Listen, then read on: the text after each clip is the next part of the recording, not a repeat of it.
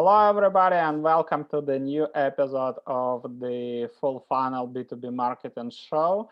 Today, I have a new guest, Brian Margolis, who was recommended by Stu Heinke. And I know lots of you attended our session with Stu at the Full Funnel Summit, and it was a blast. And that's why I'm extremely happy. It took us almost 2 months to arrange this chat, but anyway, I believe it would be very valuable for you. I want to introduce you our guest. Brian is a former environmental and fisheries scientist turned entrepreneur. He's the creator of the Pillar system, which we'll be talking about today, and author of the book called The Index Card Business Plan for Sales Pros and Entrepreneurs. And the most interesting fact is that his client list ranges from individual sales reps to Shark Tank entrepreneurs and Fortune 500 companies.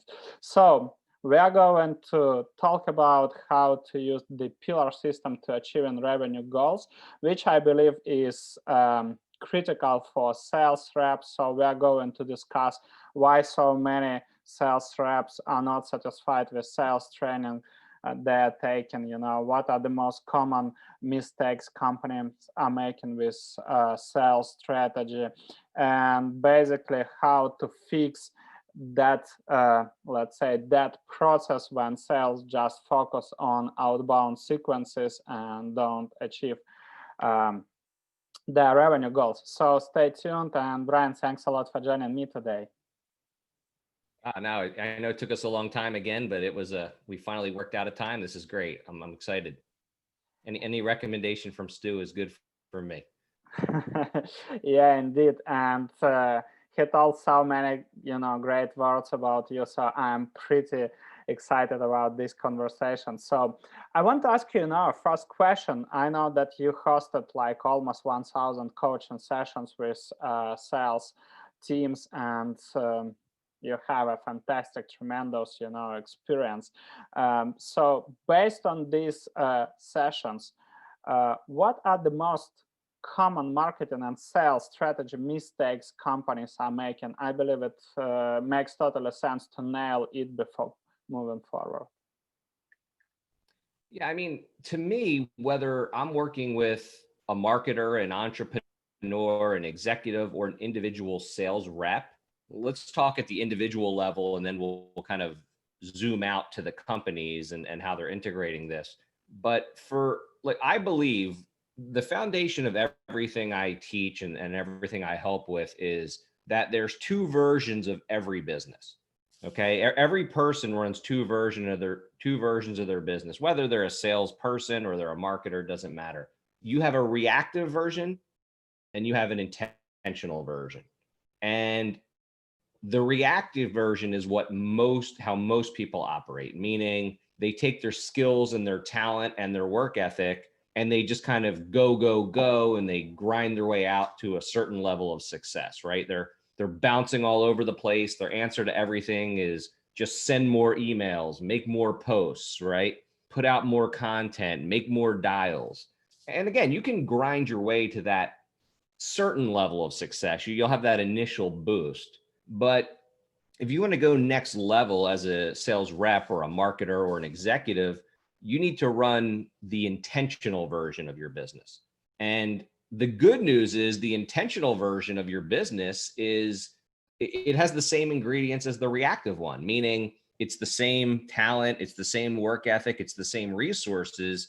The difference is you're focusing those talent and resources and work ethic into predetermined places. You're very intentional so that you get the highest return on investment. And so instead of just go and bouncing around like a ping pong ball all day and more, it's more intentional and methodical, and you grow significantly that way.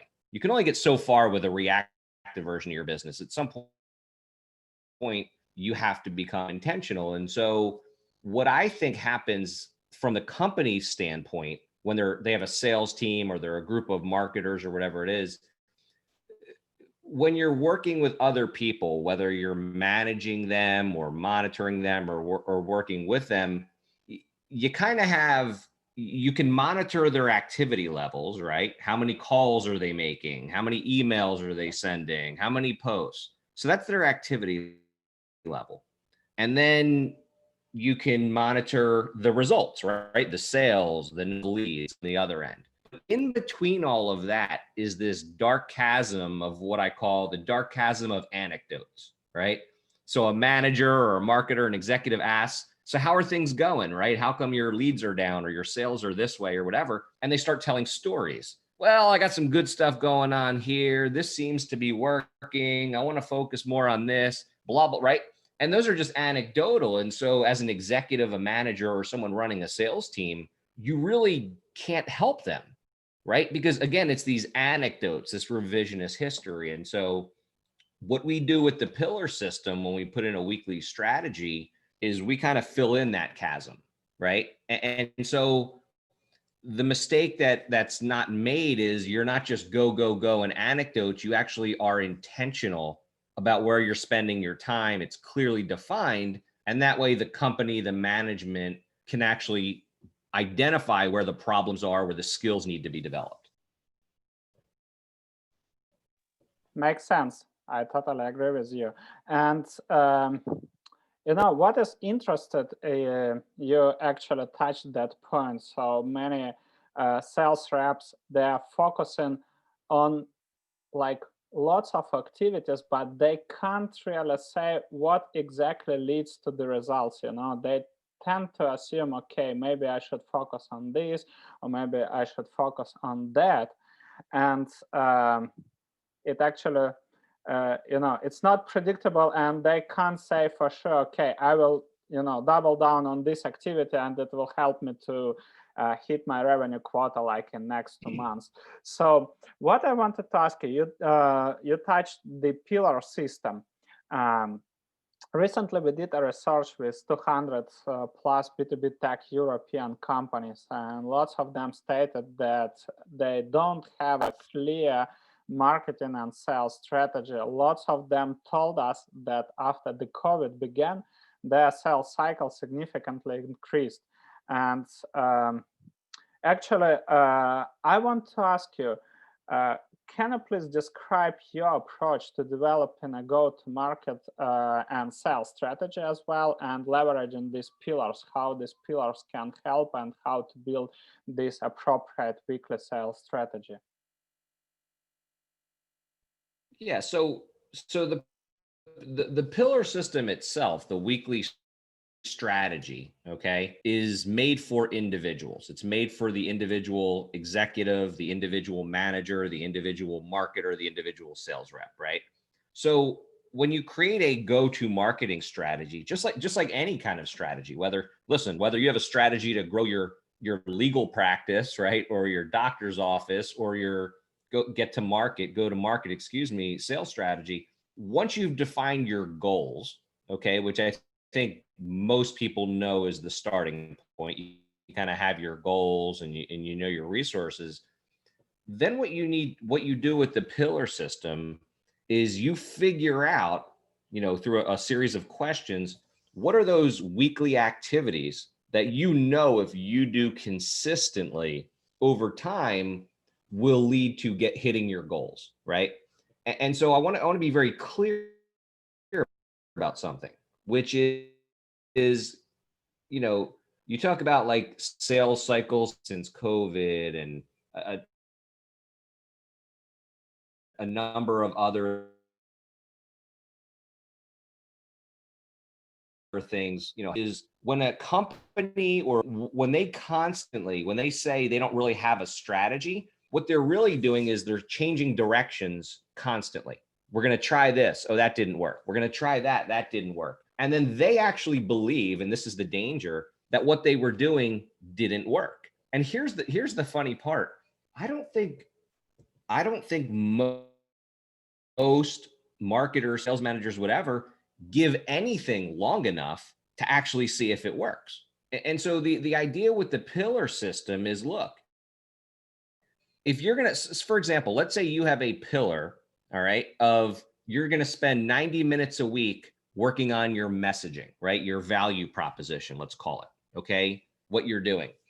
most of them will say, we'll write a value proposition, they'll put it out to the marketplace, and then they'll go, that didn't work. Maybe we should try doing, cold leads, or maybe we should try this, versus understanding that when you do something consistently, right? When you hit your pillars every week and do it consistently, not only do you get the compound effect of what you're doing every week, but you actually get better at it, right?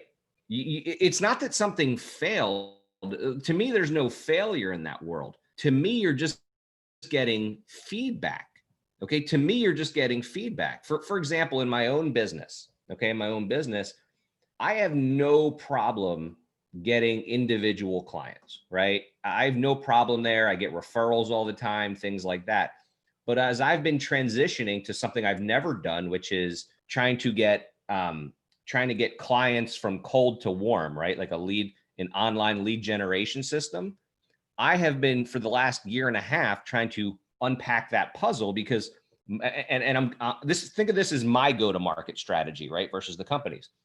As I try to unpack that puzzle as to how to do this, if I had said, oh, I'm going to try LinkedIn, and then 10 days later said, now I'll try Facebook, now I'll try this, I would be spinning my wheels, and I wouldn't have a year and a half of experience. I would just have a year and a half of 1 days of experience, 582 times over, right?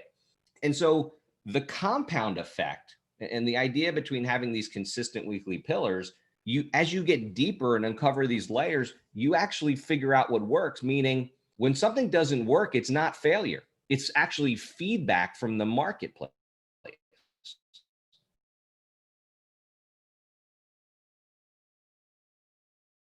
And you need any good feedback. You're going to get it. You're not going to get your messaging prime. You're not going to get the platform, the audience perfect.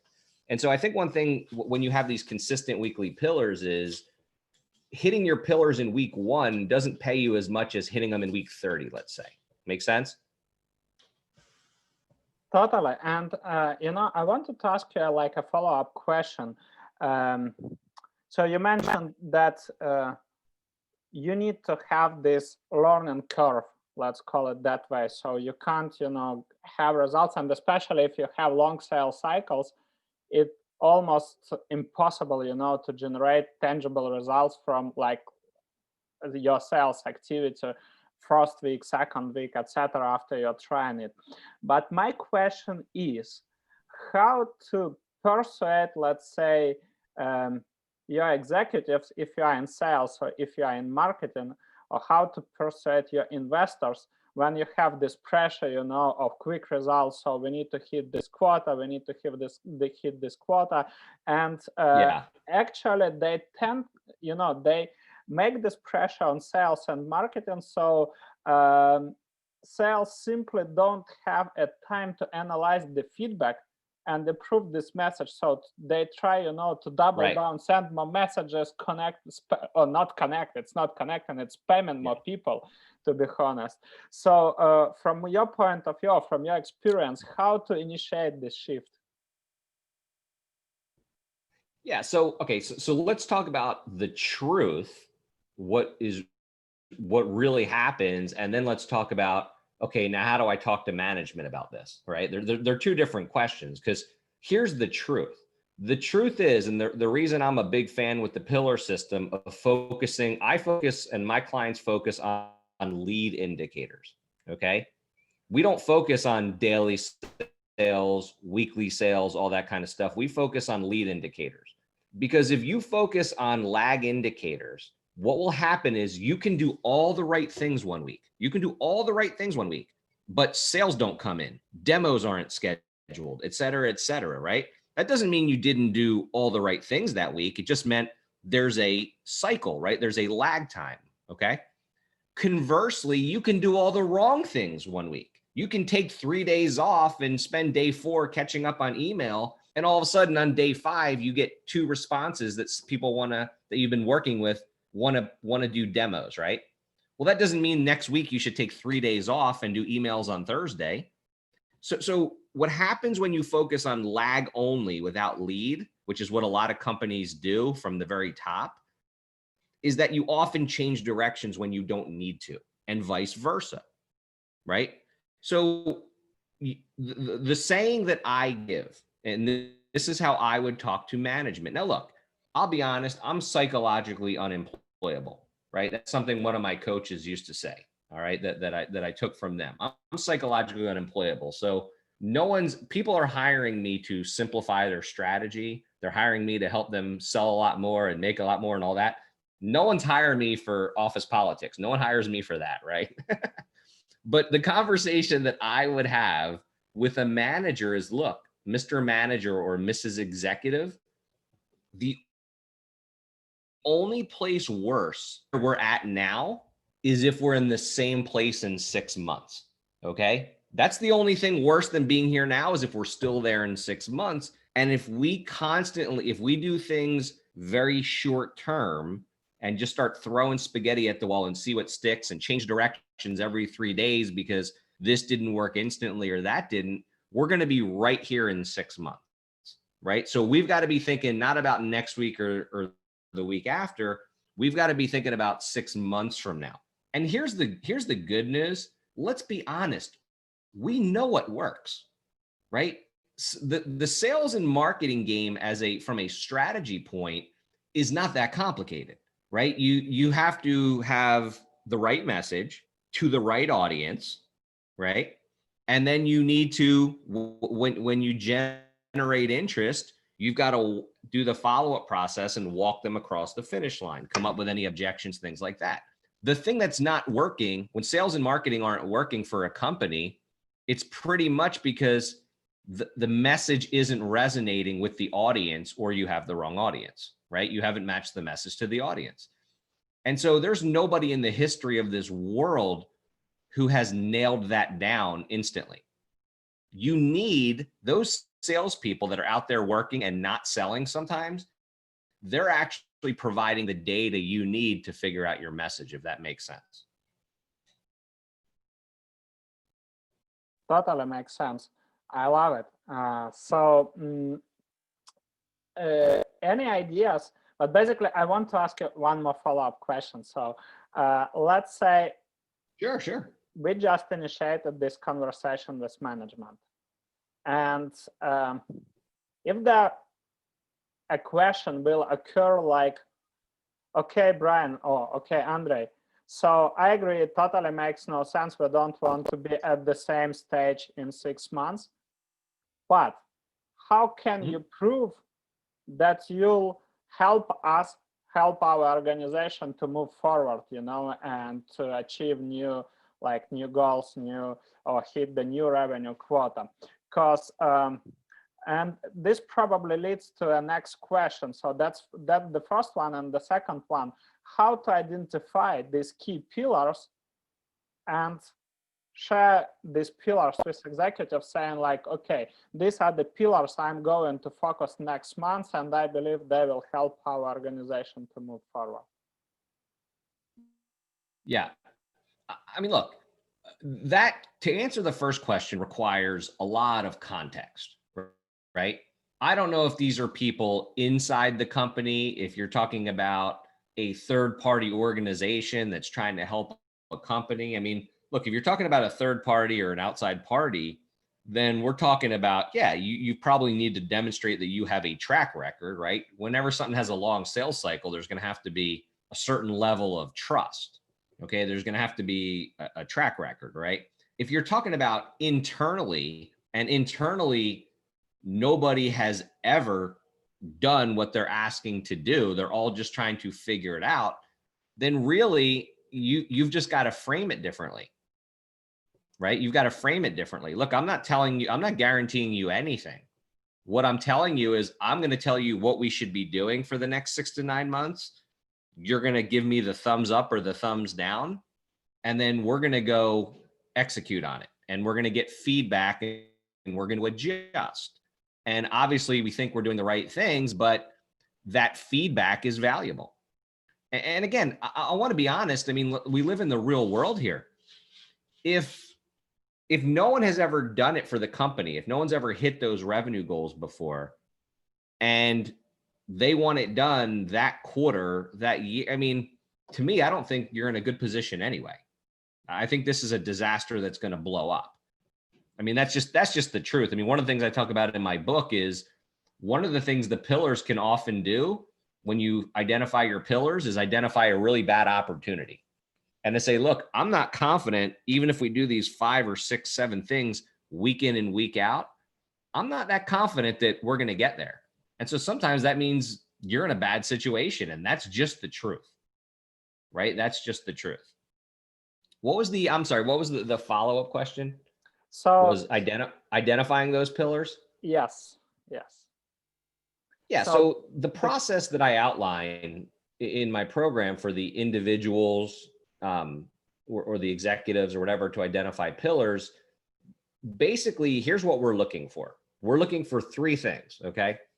Number 1, what I call a activity pillar or a consistency pillar. All right. We're looking for those things that we already know are effective, right? We already know they're effective. And we just need to do them consistently, or we need to do more of it, right? So it's kind of a check on those things. Like often if salespeople and executives aren't careful, we actually stop doing things that we know are working, right? Or we don't do enough of them, or we don't do them consistently. So certain pillars are what I would call consistent, okay?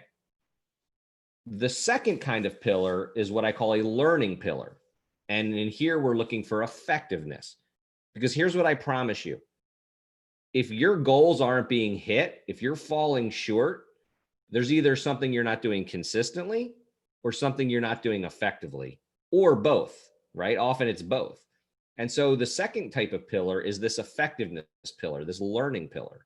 And that is taking the time each week, right, to learn the skills, to craft the message, right, whatever the skill or message happens to be, so that over time it becomes more effective. For example, writing 1,000 emails a week, okay, that's pretty consistent. But writing 1,000 emails that aren't getting responded to, that's like multiplying by 0. What's the point? And so I know a lot of times people don't think of learning or getting better as part of work. They think that's something you do outside of work or in addition to. But the reality is, learning to write an email that someone responds to, a direct response email, you need to be spending time on that, so that as every week goes by, those 1,000 emails become more effective. Make sense? So we talk about learning pillars, things that have to become more effective. And then the third type of pillar is this, what I call the strategy pillar, meaning what are things that you can do each week to make something else much more effective? And so let me give you an example. Just let's stick with the sending the 1,000 prospecting emails. Okay. Sending 1,000 prospecting emails is great. Sending better ones because you're learning how to write copy that gets responded to, that's wonderful. Okay.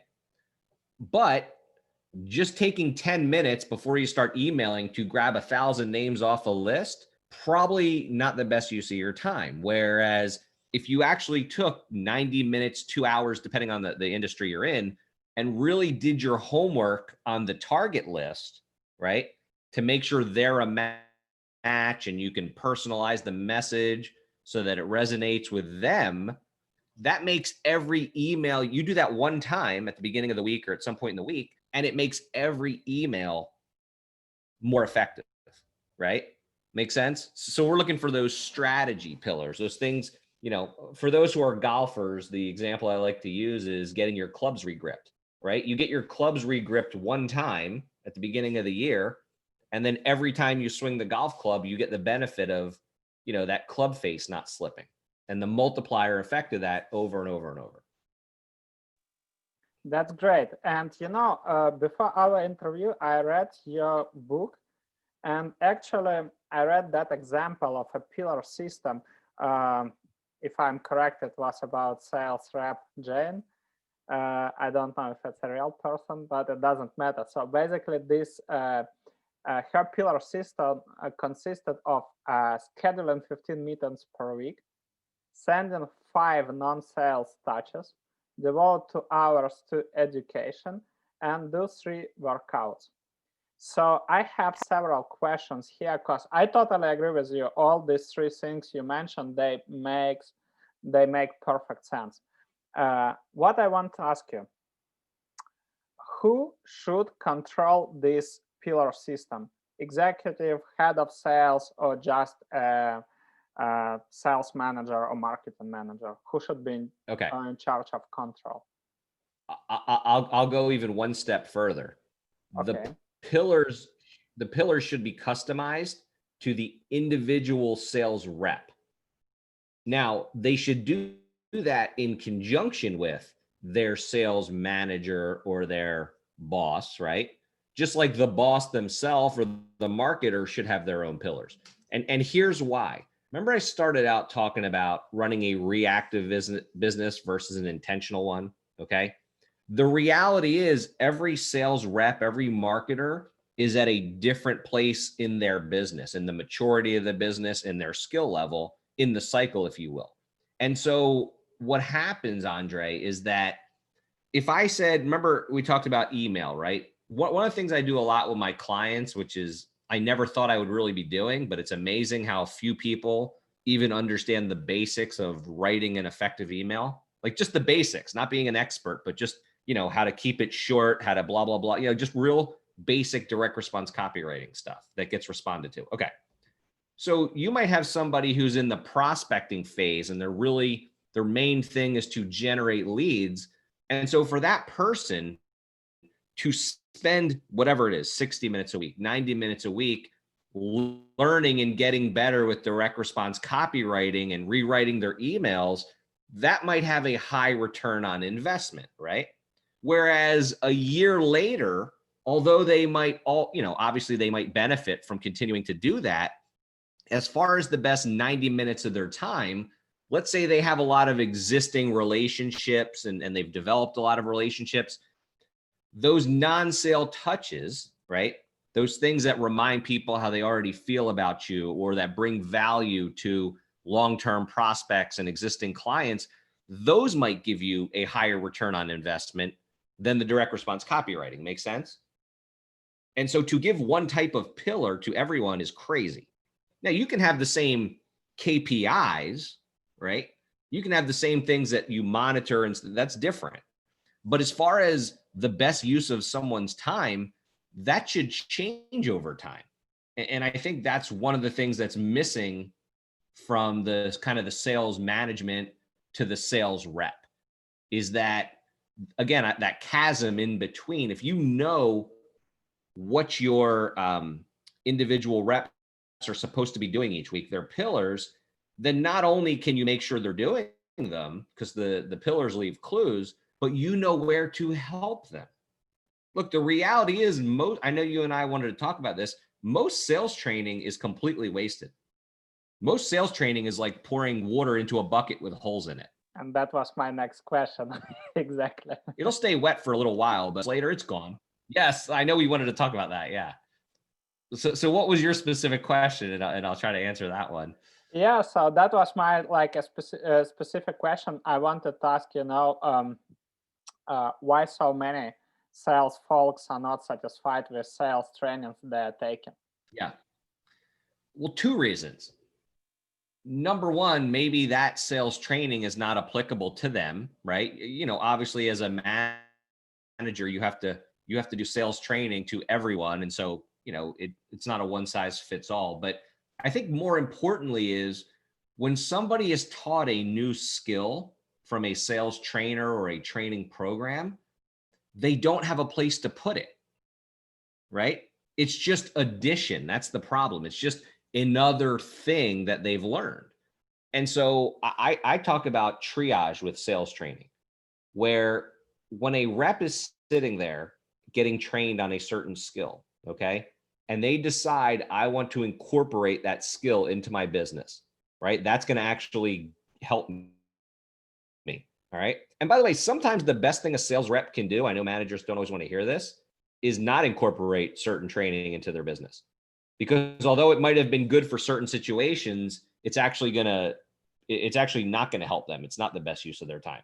But let's say they want to incorporate something into their business. They basically have three choices. The first thing they can do is they can build a pillar around it, right? Or they can adjust an existing pillar, and now it's incorporated into their weekly strategy, right? So they can make it a pillar.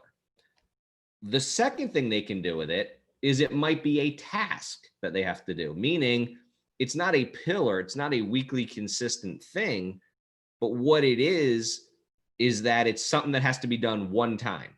Now, it might take them a while to do it, but it's just a task. It has to be done one time. So maybe the training taught them to go through their lead list and categorize people a certain way and blah, blah, blah. It's a task.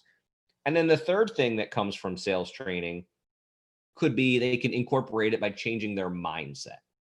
Okay, by changing their mindset, and sometimes, for example, asking better questions sometimes is a change of mindset.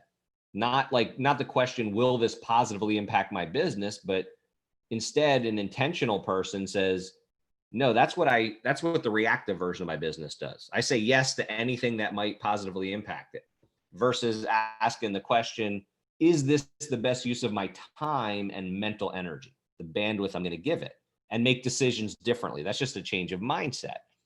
But most sales training, the actual reps being trained, have no strategy to begin with. And because they don't have a weekly strategy that they follow, they have nowhere to put that training. It gets thrown into their notes. They take a whole bunch of notes. They're like, yeah, this is great. And then next week they go back to doing what they were doing already, right? And so I always say the missing piece to sales training is a strategy. And that's the whole point of my book. Individual sales reps don't have an actual strategy. They don't run an intentional business. They're just go, go, go. And so most sales training, no matter how good it is, it's wasted. On the flip side of that, from the management and marketing standpoint, when you see your team's pillars, guess what? You're going to get a lot of clues as to what kind of training would actually be valuable, right? What kind of training would actually be valuable? I always laugh when people tell me they have trouble prospecting. I'm like, really? If you Google how to prospect and prospecting ideas, in addition to our friend Stu, there's a billion ideas out there. They're everywhere, of things you can mail people, of creative ways to get in the door, things and you ask a sales rep and you're like, hey, how much time do you dedicate to each week? How much time are you dedicating every week to getting better at prospecting? Meaning learning what's out there, learning what other people are doing. And the answer is usually none, right? They're looking for quick ideas, but they're not actually dedicating time each week to get better at prospecting. A learning pillar. You know what? Actually, from being 15 years in B2B market, and what I have noticed, one of the key problems comes from executives when they don't have a marketing or sales background. Let's say they have a tech background and they operate in tech space. And they create a tech product. And they tend to think, okay, we have a fantastic product. They never do a market research, they never talk to target audience. So they just code, they create a product, and that's it. Then they tend to think, okay, so what next? We have a fantastic product, so our next step should be hiring a sales rep whose goal is just to aware as much people as possible that our product exists. So they say, okay, your goal is to set up this, sequences, launch and run, and that's it. So sales have this pressure, and we nailed this topic. So how to persuade executives to, shift from this mindset to, let's say, to long-term goals. But basically, that's one of the key problems. And once you mentioned, there are billions of ideas, how to prospect. But these people, they tend to live in an era of instant results. So they don't have a willingness, to wait. They want, okay, like this campaign, and let's take an example of Stu campaigns. Of course, he has a bunch of examples with campaigns that were run on a really small budget. But basically, orchestrate an ABM campaign. You need to do an account research. You need to analyze hobbies, needs, etc., to personalize, your outreach, buy these gifts. And quite often there is a question like, okay, so you need, let's say, 10K for this campaign. Can you prove the positive ROI? And how much time will you need to arrange this campaign? 2 months? Oh no, so I'm not going we don't have this time to wait. And that's probably, from my point of view, one of the biggest problem. But at the second, I believe if this company or these executives will be listening to this episode, at least they already know what to do next. But let's talk about a second type of organization. Let's say they understand the pillar system, they understand the benefits, they want to invest into skill set. And my question is, let's pretend a company insists on education. They know the benefits, they want to build this culture and improve the skill set of their sales reps, of their marketing managers. My question is how to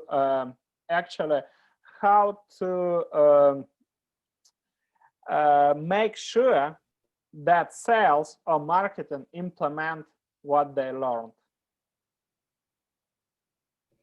Yeah, so if it's a top-down approach where, and listen, I'll be honest, I know a lot of big national sales managers, and a lot of them self-admittedly will say, most of the trainers I've brought to train my team, 6 months later, it's like it never happened, right? And they're on to the next thing. They read about I think for sales, to get sales and marketing to actually implement it, I think the need has to come bottom up, not top down. So for example, when the sales reps and the marketers identify their pillars, and they identify their learning pillars, what they need to get better at each week, right? Whether that's the prospecting or the value prop, the messaging, the email writing, the overcoming objections, whatever the skill is that they're saying they need to get better at, and it's already built into their pillars. If the management draws the training and resources they offer to those common areas of need, I think you're going to see them implement them. The problem is when all of a sudden, an executive reads some cool book on body language, right? Oh, it's all about body language and the tone of their voice on a Skype call. And you got to make sure you look at them in the eyes, and all that stuff might be true. But when you bring in a body language expert and all that stuff, and you give it to a sales rep who doesn't see that as their major problem, right? They're not going to do anything about it. They're not going to implement it because they're too busy over here trying to solve what is really their problem. Okay. And so I think it's less about how do you make them implement it, and it's more about how do you choose what resources to give them. And you choose, in my opinion, from the bottom up. What are they saying the bottleneck in their business is, right? What are they struggling with? Because they're the ones who actually know, not the sales managers, right?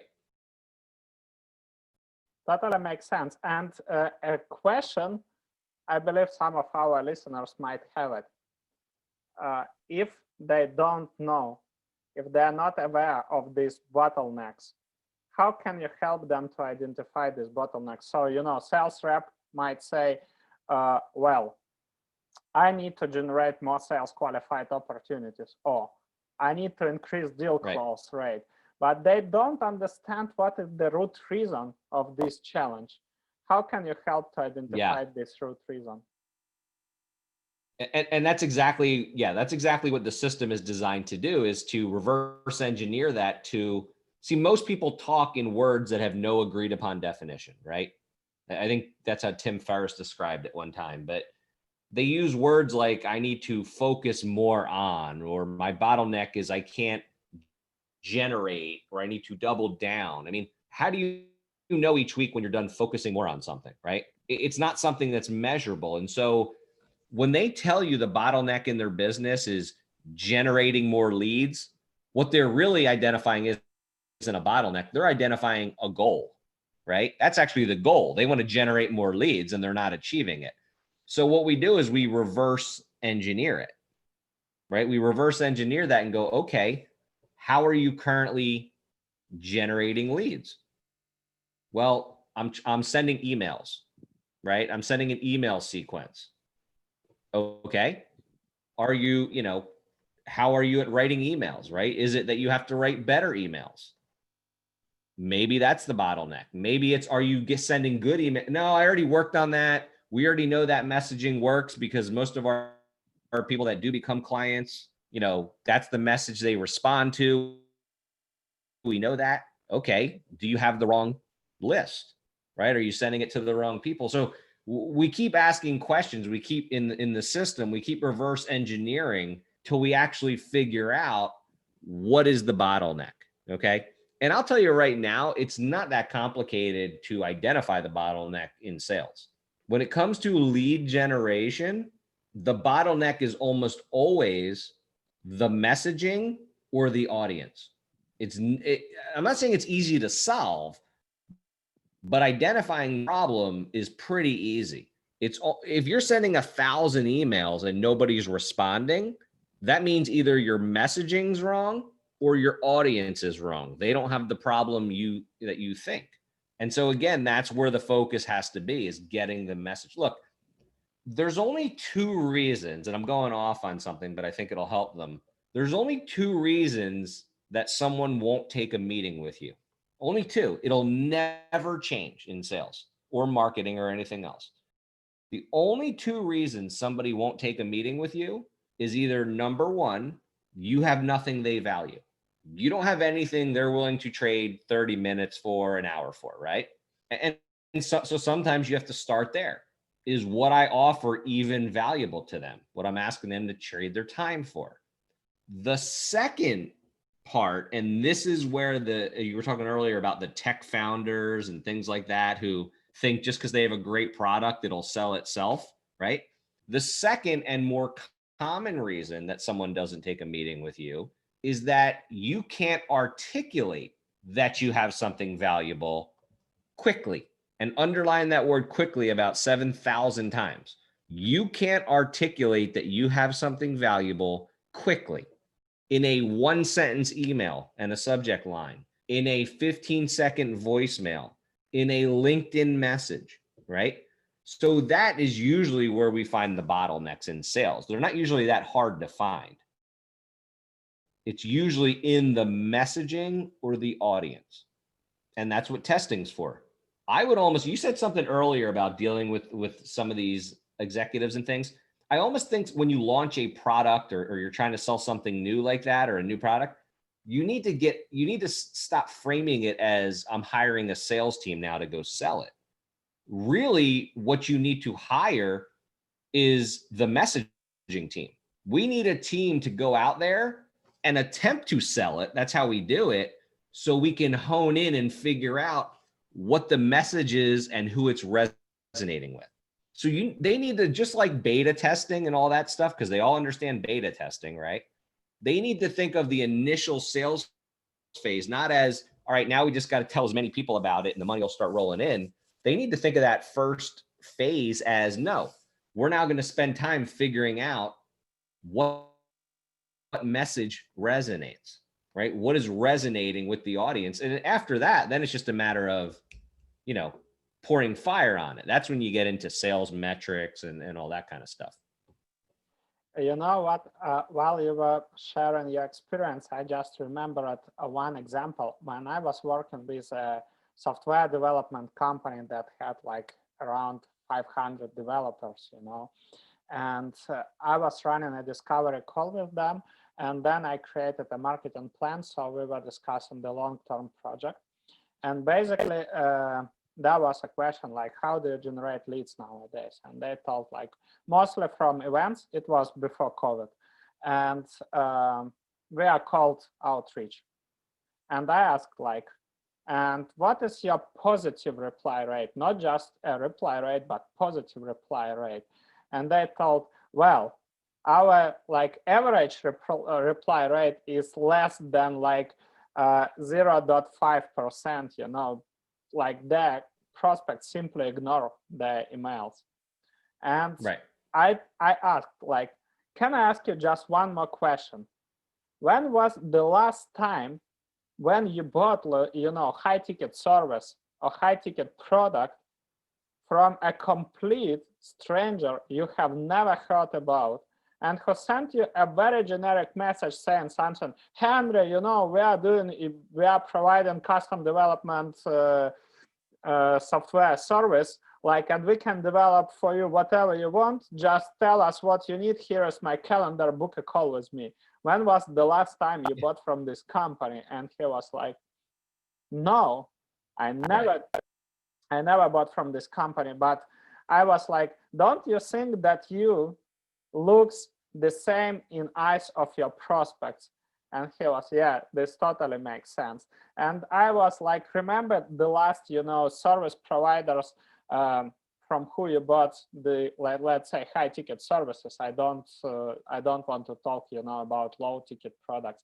And he was like, well, they came as referrals, or basically I knew these companies, I was following with them, or sales reps built a relationship with me, and this is how. And this is a great way as well how to persuade executives, maybe sharing these examples, once they start feeling, okay, well, I'm not buying that way, why my prospects should buy in that way.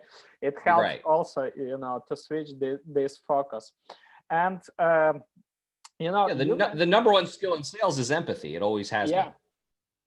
Totally makes sense. And what I loved in your book, you mentioned that it's important to to have these non-sales touches. And I wanted to ask you, I shared one example, but maybe you can share from your experience how to change the mindset of executives or sales reps to to not doing only outbound, pitches, but also doing these non-sales touches, trying to build relationship. So, and the second one, maybe, what are the most effective non-sales touches you can share?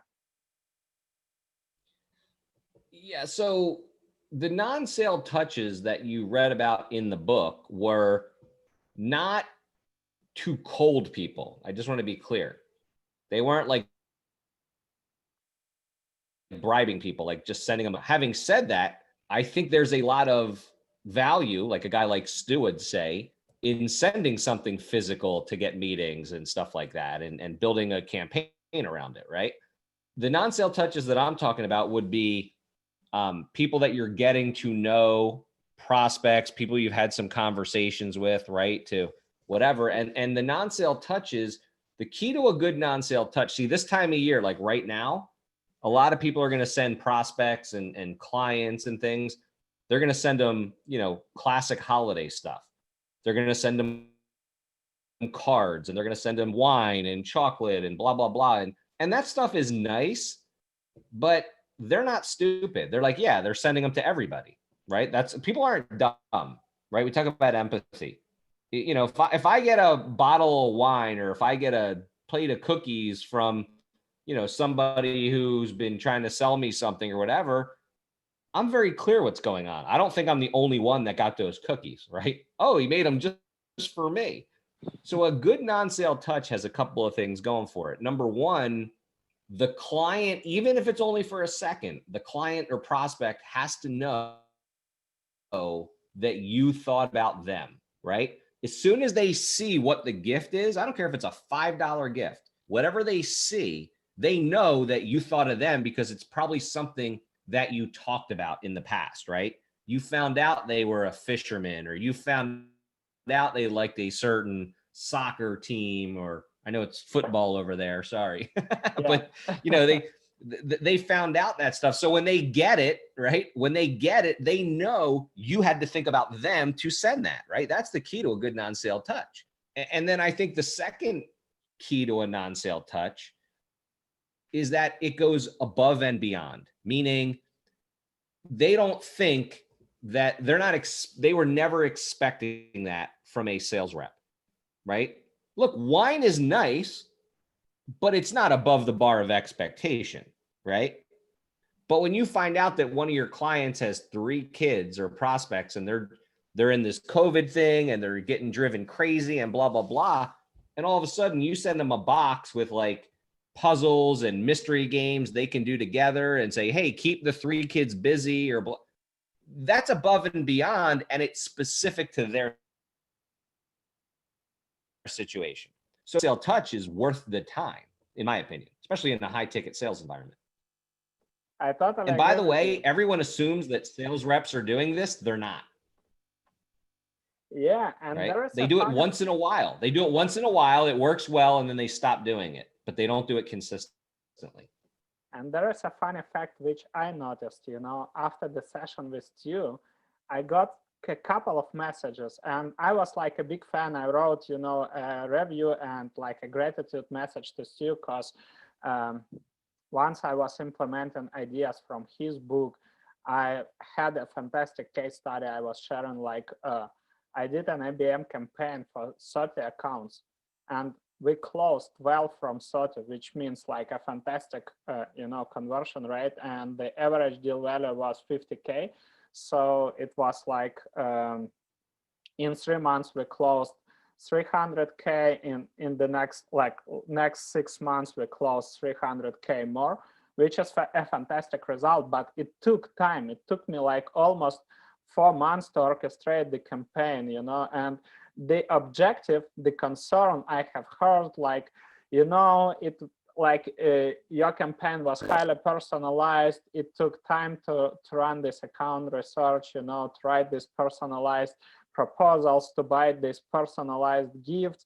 And can you guarantee that it will, it will work? But this is a funny question when it comes from salespeople. And I thought like, did anybody guarantee you when you were born that you'll be successful in your life? No guarantee. Yeah. But basically you can, if you'll do it right, if you'll do a warm-up campaign, if you won't be a complete stranger, because we didn't touch it, but I believe it's important for sales as well. This is what I think about sales touches, to build this relationship before reaching out, generating awareness that you exist. And in this case, the chances that you'll have a positive reply rate will be much higher. And in my case, what I told, like, if a sales rep that wants to have a meeting with me, for example, opens my Facebook account and just sees that I was playing football all my life. Both my sons are playing football. And I'm a big fan of Juventus team. And if they will send, a Juventus t-shirt to me, they will have me on the call 100%.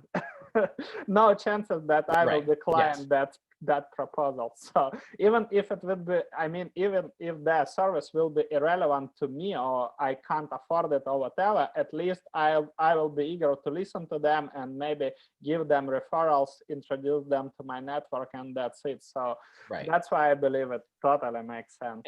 And let's bring it all back to these pillars though. It's not about doing some non-sale touches. It's about doing them consistently. So you can have a pillar of do 1 a week, do 1 a week, do 1 a week, do 2 a week, whatever it is. It's the compound effect of it. I completely agree with you. And for our listeners, I want to share with you a book which Brian wrote. So this book is exactly about the pillar system, which will help you, if you want to learn more about it, about weekly strategy, about the pillars, about reverse engineering the processes, the activities that work. You can visit his website at productivitygiant.com and download a free copy here. I will attach the link to the podcast description, so you won't miss it. And feel free to write your questions or PM us on LinkedIn, whatever works for you.